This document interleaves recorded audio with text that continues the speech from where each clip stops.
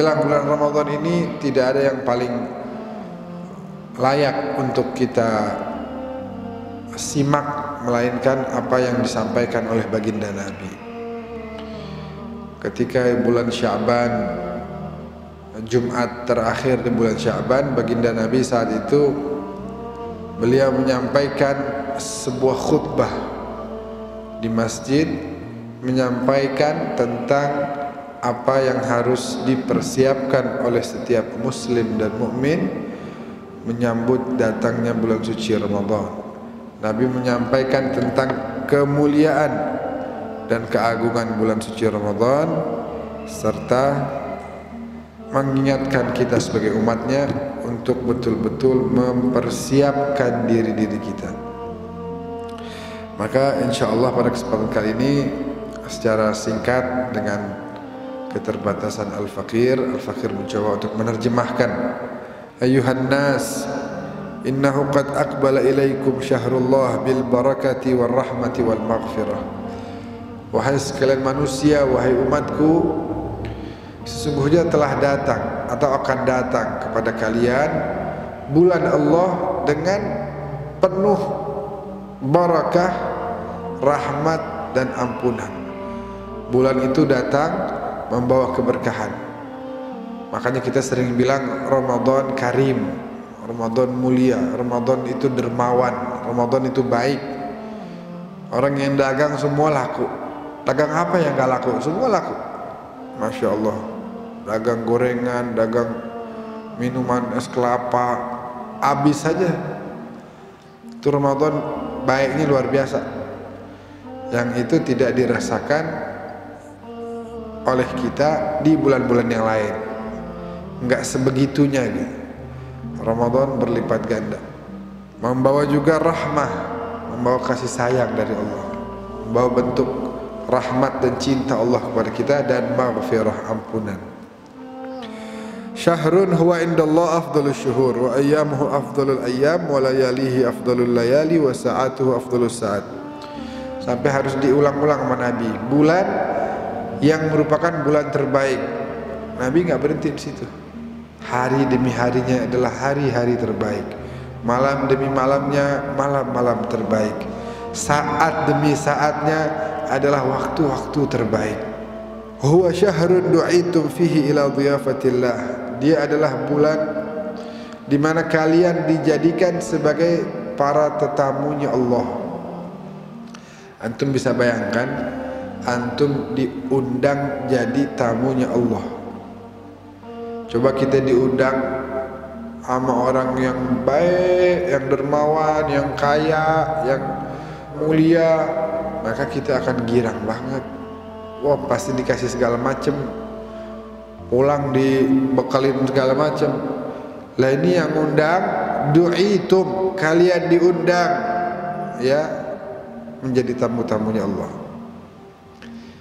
Yang menjamu adalah Dzul Jalali wal Ikram.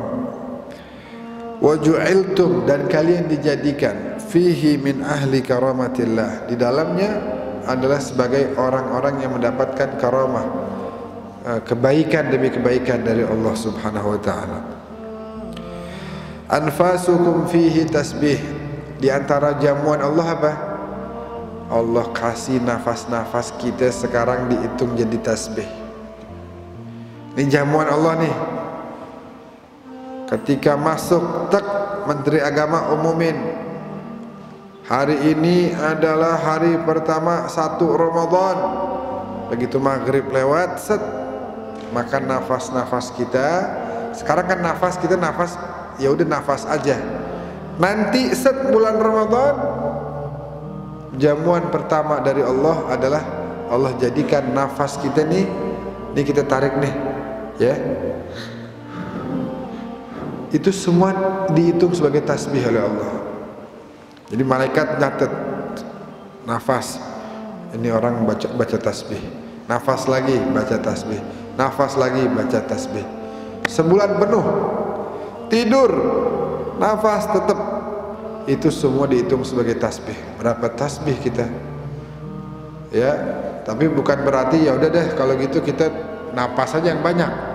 nggak usah baca zikir kalau gitu, bukan begitu. Udah nggak usah zikir, itu mau ngapain zikir? Nafas aja yang banyak. Jangan begitu. Kalau orang yang belajar ilmu mantik akan mengatakan, kalau nafas aja dihitung sebagai tasbih, apalagi kalau kita tasbih beneran. Nafas doang itu tasbih, apalagi kita baca subhanallah, subhanallah, subhanallah berlipat-lipat ganda. Bukan berarti kita nafas doang gitu ya. Wa naumukum fihi ibadah. Tidur kalian, kalau sekarang kan tidur, tadi ini barusan kita tidur ya tidur aja, istirahat. Begitu masuk bulan Ramadan, jamuan kedua dari Allah, tidur ente diganti, dihitung sebagai ibadah oleh Allah Subhanahu wa taala. Antum habis ngapain? Ana habis ibadah.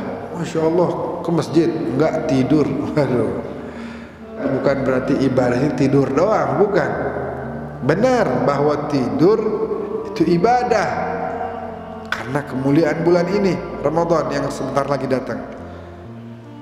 Tapi bukan berarti tidur ibadahnya tidur doang.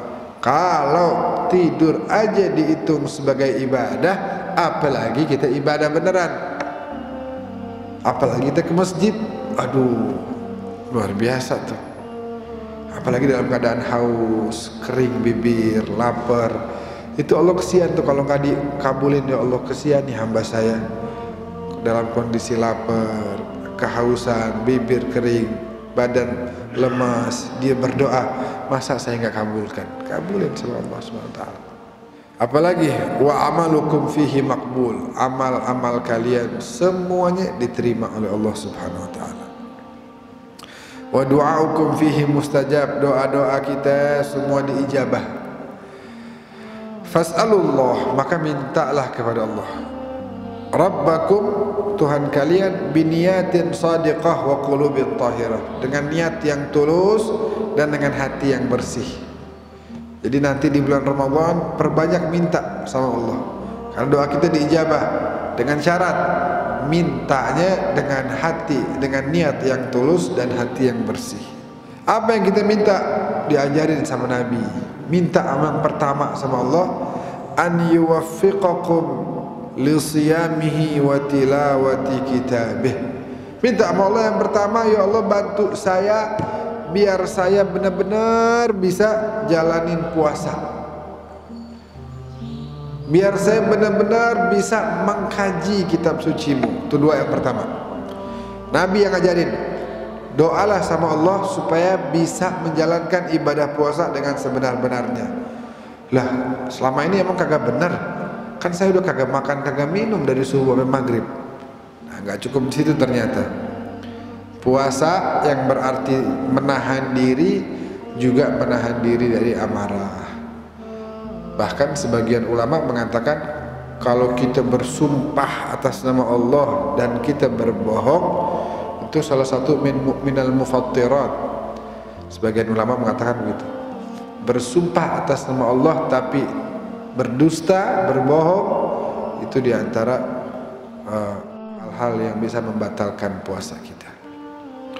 Jadi tidak hanya menahan diri dari makan, dari minum, dari mendekati pasangan, tapi juga menahan lisan, menahan mata supaya nggak mandang yang haram, menahan telinga supaya nggak dengar yang haram, dan lain sebagainya dan lain sebagainya.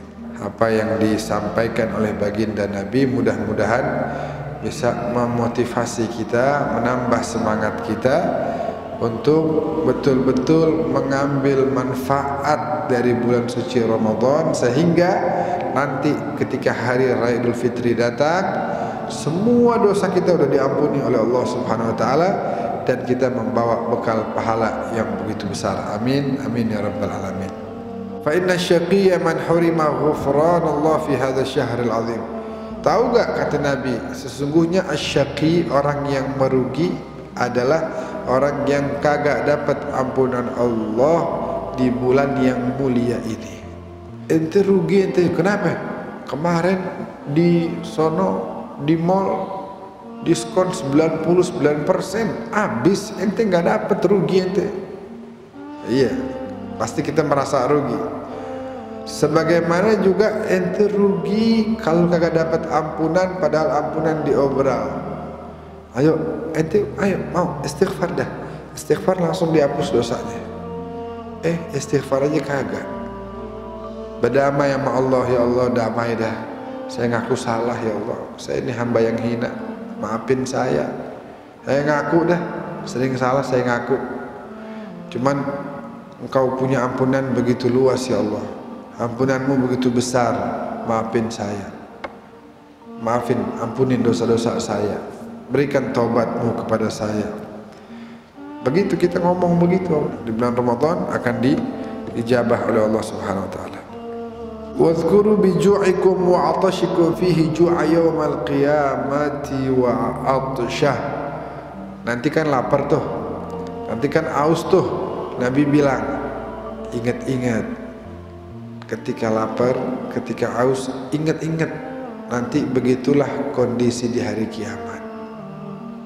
Lapar, kehausan kita.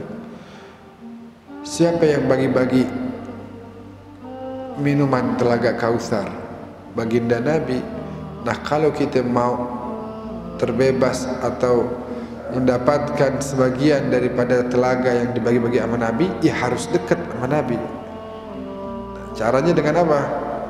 Dengan nurut sama beliau, jalanin segala perintahnya, jauhin segala larangannya, baru dekat. Udah dekat dapat bagian telaga Kautsar dari beliau nanti.